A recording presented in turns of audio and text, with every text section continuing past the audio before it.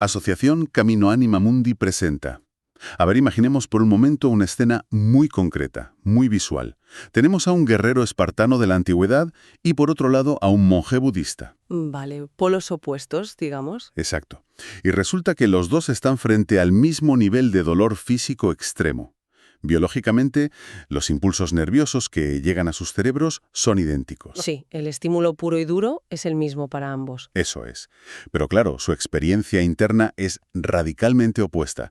El espartano pues interpreta ese dolor como una oportunidad de gloria eterna, y el monje lo percibe como una ilusión de la que simplemente debe desprenderse mediante la contemplación. Claro, el estímulo biológico no cambia, pero lo que altera por completo la realidad, lo que la transforma, es el relato que habitan. Y justo por ahí va la propuesta de hoy. Queremos adentrarnos en una cuestión que, nos atraviesa a todos. Lo sepamos o no. Toda persona, absolutamente toda, vive dentro de un relato. Totalmente. Una narrativa que da sentido a lo que uno hace a diario. Sí, ya sea una narrativa religiosa, una totalmente secular, o incluso un mito moderno sobre el progreso infinito y el éxito individual. Pero aquí hay una verdad ineludible, y es que no todos los relatos valen lo mismo. Para nada. No todos tienen la misma hondura, ni la misma capacidad para sostener al ser humano cuando la realidad se fractura y las cosas van mal. Exactamente. Así que la gran pregunta que va a guiar esta exploración profunda de hoy es esta. ¿Qué narrativa merece realmente nuestra obediencia interior? Uf, es una pregunta de un calado tremendo. Porque, a ver, solemos caer en el error moderno de pensar que elegimos nuestras creencias profundas como quien elige un pasatiempo de fin de semana o una marca de ropa. Sí, como si fuera un producto de consumo más. Eso es. Pero, en realidad, la narrativa en la que decidimos habitar se convierte en la matriz absoluta que decide cómo interpretamos el mundo entero. Define cómo nos relacionamos con los demás e incluso cómo entendemos nuestra propia identidad. Vale, vamos a desgranar esto, porque hoy vamos a explorar por qué tantas personas, tanto a lo largo de los siglos como en la más estricta contemporaneidad, eligen la narrativa salvífica de Cristo. Y ojo, que no hablamos de elegirla por mera conveniencia sociológica o por inercia cultural. Claro, no es porque quede bien o funcione como una simple brújula moral. Hablamos de una elección que surge por una convergencia mucho más profunda y exigente. Una convergencia de forma, de verdad, de historia real, de lo que luego llamaremos un canon, y de una experiencia íntima que se define como el corazón ardiente. Una lista intensa, desde luego. Sí. Pero lo primero que hay que entender a nivel psicológico y existencial es qué nos hace una narrativa a nosotros. O sea, cómo nos moldea a nivel casi celular vivir dentro de una historia en particular. Pues para entender ese mecanismo hay que partir de una premisa innegociable. Y es que ninguna narrativa es inocente, ni pasiva. Ninguna. Ninguna. Todo gran relato, desde las epopeyas antiguas hasta las ideologías políticas modernas, organiza y dirige nuestro deseo. Dicta cómo procesamos el dolor, cómo construimos la memoria colectiva, el valor que le damos a nuestro cuerpo y cómo tratamos al prójimo. O sea que, dependiendo del relato en el que uno se instale, se genera un tipo de ser humano muy concreto, con unas virtudes y unas carencias súper específicas. Exacto. Fíjate. Para que quien nos escucha pueda visualizarlo mejor, vivir dentro de una narrativa no es solo aprender un conjunto de reglas. Es más bien como instalar un sistema operativo entero en nuestra mente. Me parece una analogía muy precisa, la verdad. Claro, es que ese sistema determina qué programas pueden ejecutarse y cuáles van a dar error de sistema, inevitablemente. Pensemos en ese sistema operativo. Por ejemplo, una narrativa puramente épica y militarista puede generar un ser humano heroico, valiente, dispuesto al sacrificio por su tribu. Que suena muy bien de primeras. Sí, suena a gran virtud, pero al mismo tiempo ese sistema operativo carece del código necesario para procesar algo como la misericordia.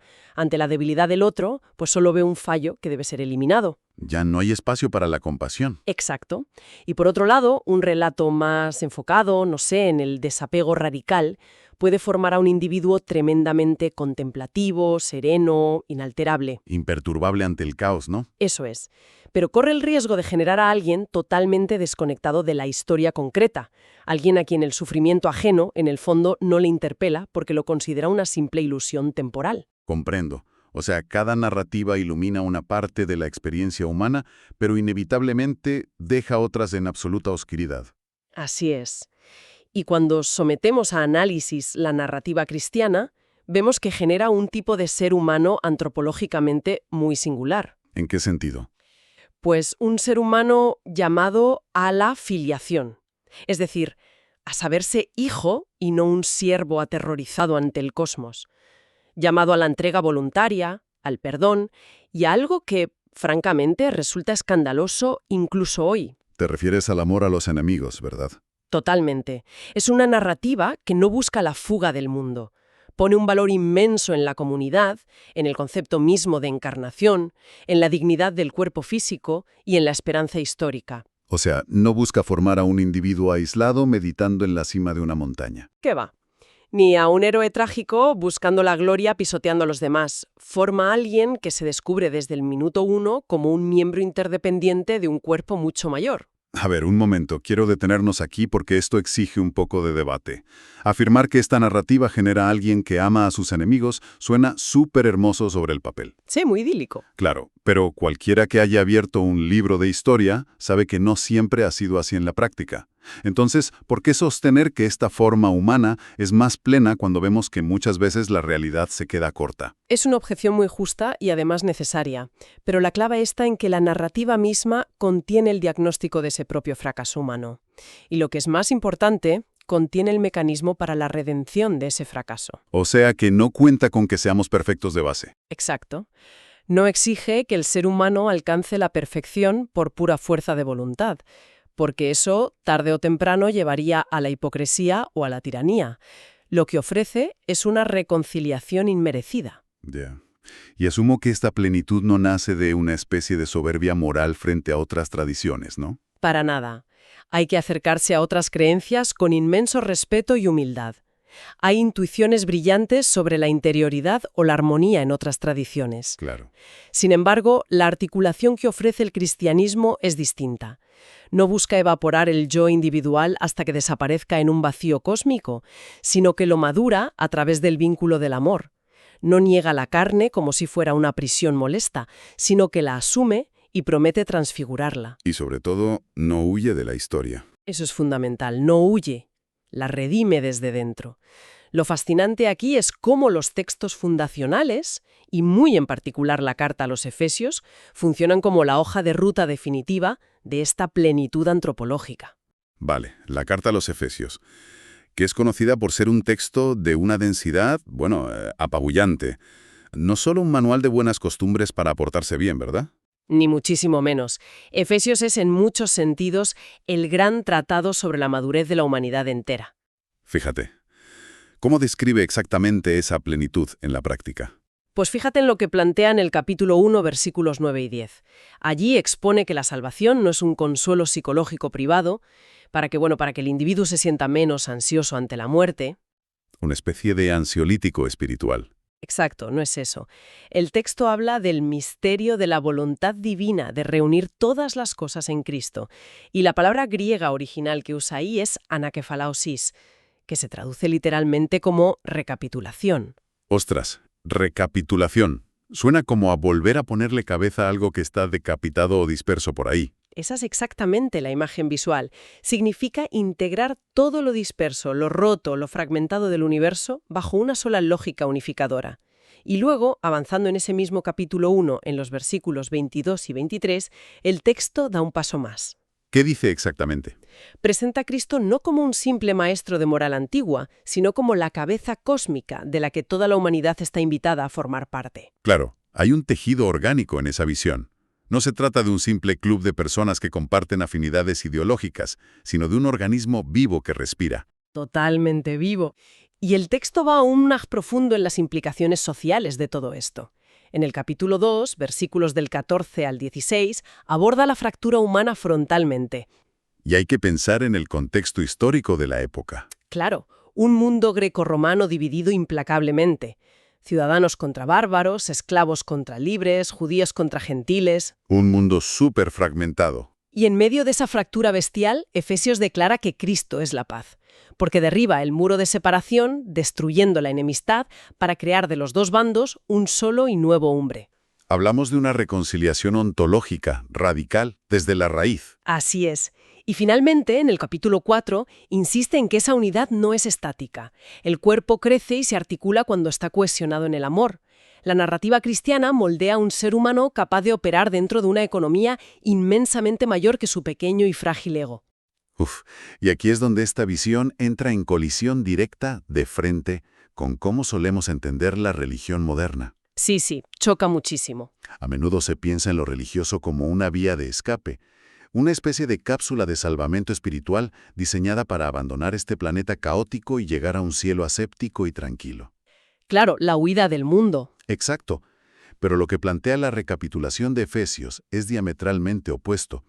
Es la orden de sumergirse en la realidad, con toda su crudeza, para integrarla y sanarla. O sea, no es un billete de salida, es un billete de entrada directa al barro de la historia. Y esa distinción que haces es la línea divisoria clave. Es la diferencia absoluta entre una fuga mística como etérea y la redención encarnada. La narrativa cristiana no extrae a la persona de la historia temporal, la compromete con ella hasta el final. Porque la historia es el único lugar donde el amor se hace real. Exacto, donde deja de ser una idea abstracta de la que hablar y se hace concreto. Y a ver, toda esta arquitectura filosófica y comunitaria suena francamente perfecta. Es un tejido social brillante. Pero claro, aquí es donde se pone realmente interesante la cosa. A ver. Basta con que un relato nos parezca útil a nivel social o que veamos que produce muchísima cohesión para entregarle nuestra obediencia interior más profunda. Esa es la gran pregunta. Claro, porque uno puede admirar el estoicismo o ciertas ideologías políticas por su utilidad indiscutible para forjar carácter o crear orden. Pero admirar la utilidad de algo no hace que uno esté dispuesto a dar la vida por ello. Entonces, ¿cuál es el motor real de todo esto? Has tocado el núcleo duro del asunto. Y ese es el puente hacia el segundo nivel de nuestra exploración de hoy.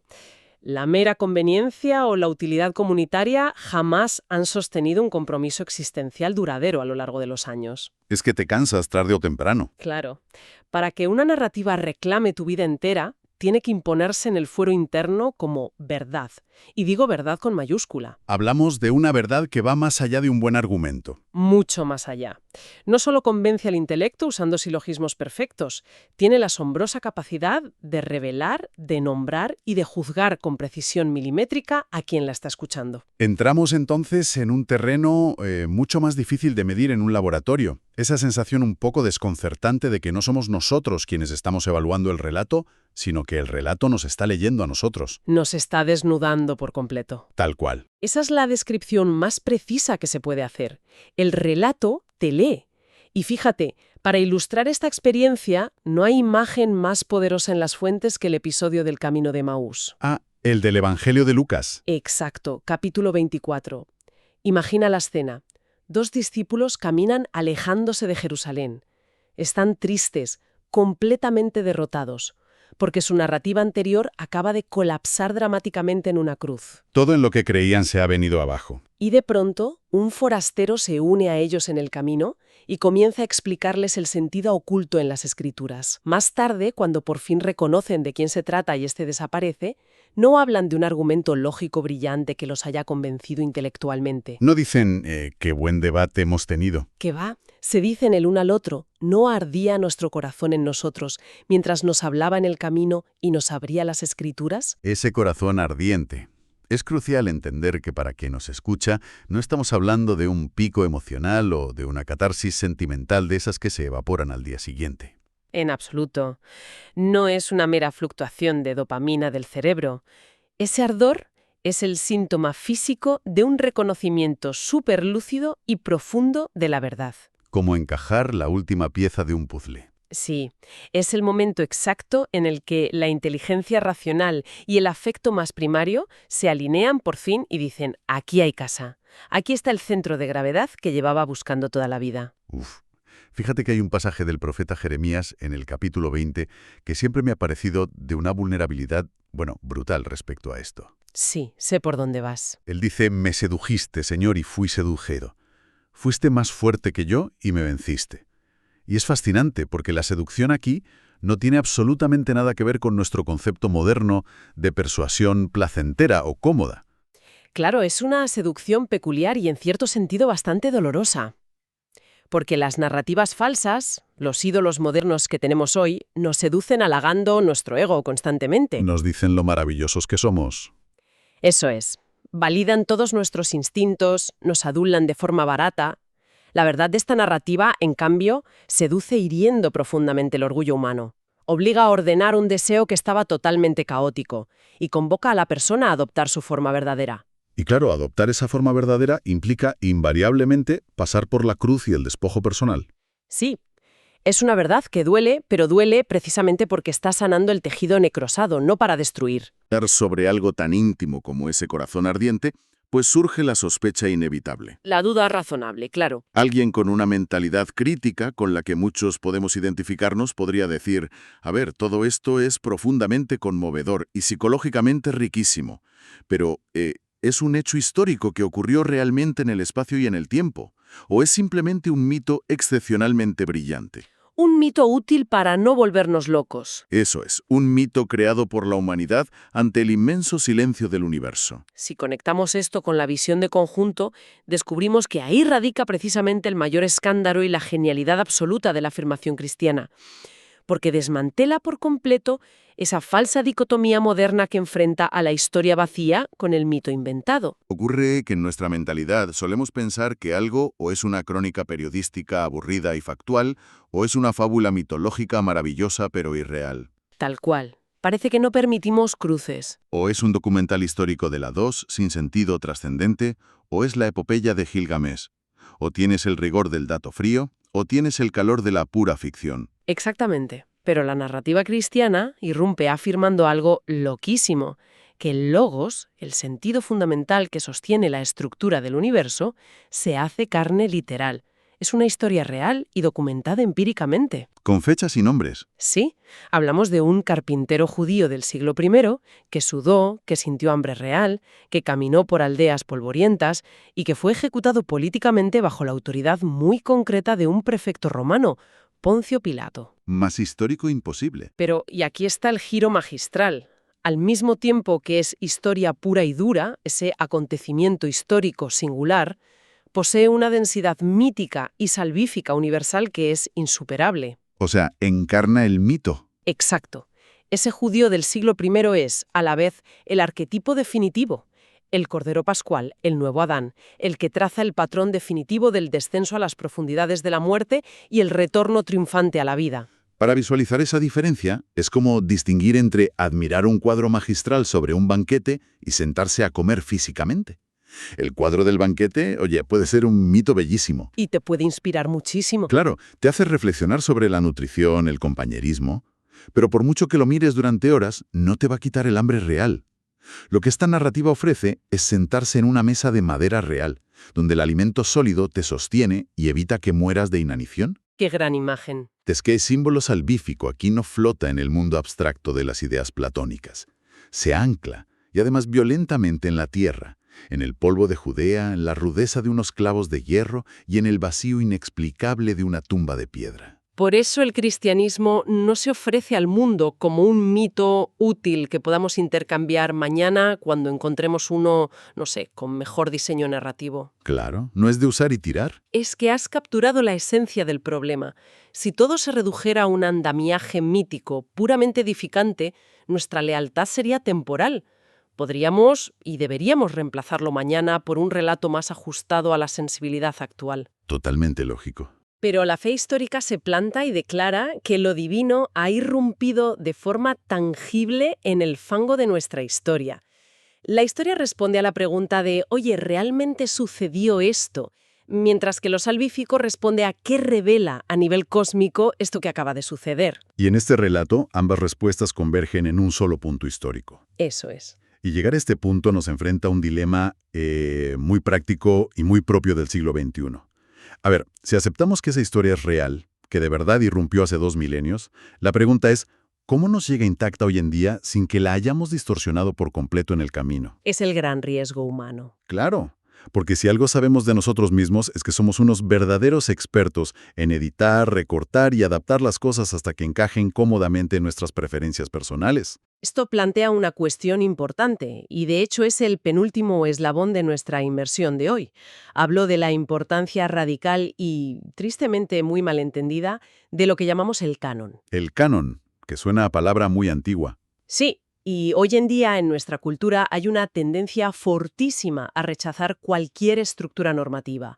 Lo que triunfa hoy es lo que podríamos llamar el collage espiritual o la espiritualidad a la carta, vaya. Un poquito de esto y un poquito de aquello. Tal cual.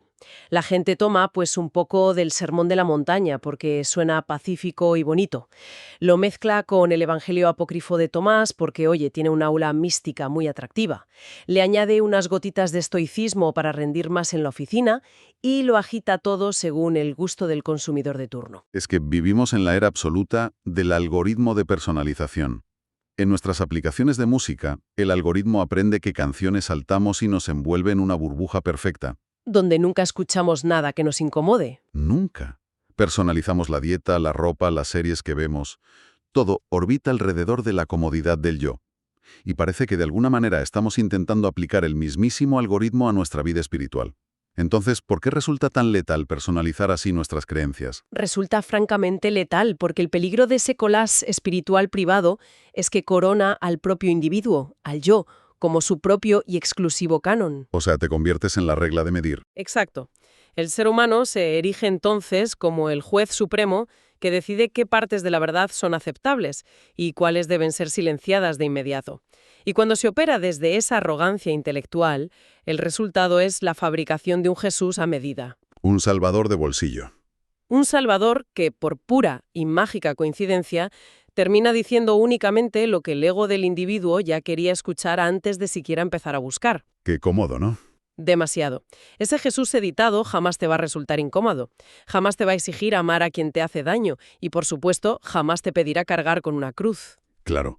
El problema de adorar a un Jesús que siempre está 100% de acuerdo con nosotros es que en el fondo de todo no estamos adorando a un Salvador, estamos adorando el eco de nuestra propia voz frente a un espejo. Y un espejo no te puede rescatar del fondo de un pozo. Imposible. Exactamente. Y para protegernos de nosotros mismos, de ese narcisismo, existe la forma canónica. Que el canon no es, como muchas veces se caricaturiza por ahí, una imposición fría dictada por unos burócratas antiguos encerrados en un despacho. Un grupo de poder conspirando. No, qué va. Es la memoria viva, custodiada pacientemente por la tradición apostólica. Fíjate en los 4 evangelios canónicos. No son un monólogo plano ni aburrido. ¿Hay diferencias entre ellos, claro? Muchas. No están escritos por un solo cronista con una visión robótica. Son una pluralidad convergente. Hablamos de 4 voces muy distintas, con sensibilidades y enfoques diferentes, pero que orbitan y delimitan un mismo centro gravitatorio innegable. O sea que esa canonicidad plural es en sí misma una forma de recapitulación en el propio texto. Absolutamente. Entrar en la estructura del canon requiere un acto de profunda humildad. Es aceptar voluntariamente ser corregido, ser interpelado y ser rehecho por una realidad inmensamente más vasta que nuestro limitado gusto privado. ¿Y qué papel juegan entonces los textos apócrifos en todo esto? Porque, a ver, en la cultura popular, con las novelas y los documentales sensacionalistas que salen cada 2 por 3, a veces parecen esconder, los verdaderos secretos revolucionarios que alguien intentó ocultarnos. A ver, los apócrifos tienen indudablemente un valor. Poseen un innegable valor histórico, sociológico y en ocasiones fuertemente simbólico. No son basura para tirar. No. Ayudan a iluminar los márgenes teológicos de cómo pensaban algunas comunidades primitivas, digamos, más heterodoxas. Pero su problema fundamental es que no pueden funcionar como el eje normativo que sostenga el cuerpo común. Les falta ese anclaje. Claro, no logran articular la plenitud de la encarnación ni la exigencia real de la cruz con la misma coherencia histórica. Quien busca genuinamente someterse a la verdad encarnada comprende súper rápido que no puede actuar como el editor soberano de su propia Biblia. Cortando y pegando fragmentos según se despierte esa mañana. Exacto. Entonces, ¿qué significa todo esto al final? Porque hemos trazado un recorrido verdaderamente inmenso hoy. Empezamos reflexionando sobre cómo las herramientas narrativas nos esculpen por dentro. Y hemos navegado hasta la profundidad de la historia, la revelación y el canon. Significa, a modo de gran síntesis, que la elección profunda de esta narrativa específica no es un accidente ni una rendición intelectual. Se elige la narrativa salvífica de Cristo por 5 grandes motivos que convergen perfectamente. A ver. Primero, por la humanidad encarnada y comunitaria que forma pacientemente nuestro interior. Segundo, por su verdad innegable, esa que no adula nuestro ego, sino que irrumpe y nos lee desde dentro. Tercero, por su historicidad real, que ancla la salvación en la tierra tangible. Cuarto, por su forma canónica, que actúa como baluarte para protegernos de nosotros mismos. Y quinto, imagino, porque ante toda esa convergencia, el corazón arde inevitablemente al reconocer que después de tanto buscar, por fin ha encontrado su hogar. Ese es el quinto, sin duda. Es que, como recordábamos al analizar la visión de Efesios, todo este andamiaje no fue diseñado para ser un mero producto de consumo espiritual privado, algo para escuchar a solas con los cascos y sentirse bien. Que va, está diseñado con el propósito de dejarse reunir, de integrarse bajo una sola cabeza, para participar activamente en la gigantesca obra de restauración del universo. Esa es la magnitud real de la invitación. No se trata simplemente de adoptar un manual de reglas éticas algo más estrictas. Se trata de entrar a formar parte viva de esa recapitulación cósmica. Y toda esa inmensidad me lleva a proponer un pensamiento final. Algo para que quien nos acompañe hoy se lo lleve consigo. Y bueno, lo mastique a lo largo de los próximos días. Si adentrarse en esta narrativa cristiana no es un simple ejercicio de estilo estético, sino entrar de verdad en una casa real que nos desafía a madurar, creo que vale la pena preguntarnos hoy con absoluta honestidad lo siguiente. ¿Qué habitaciones de nuestra propia vida diaria, de nuestras decisiones cotidianas, seguimos dejando a la intemperie? ¿Qué áreas seguimos permitiendo que sean gobernadas por relatos minúsculos, por esos algoritmos del alma que no nos exigen nada real y que, a la hora de la verdad, tampoco nos pueden salvar de nada? Invitamos a quien desee profundizar en esta reflexión a escribir a quiero@caminoanimamundi.org.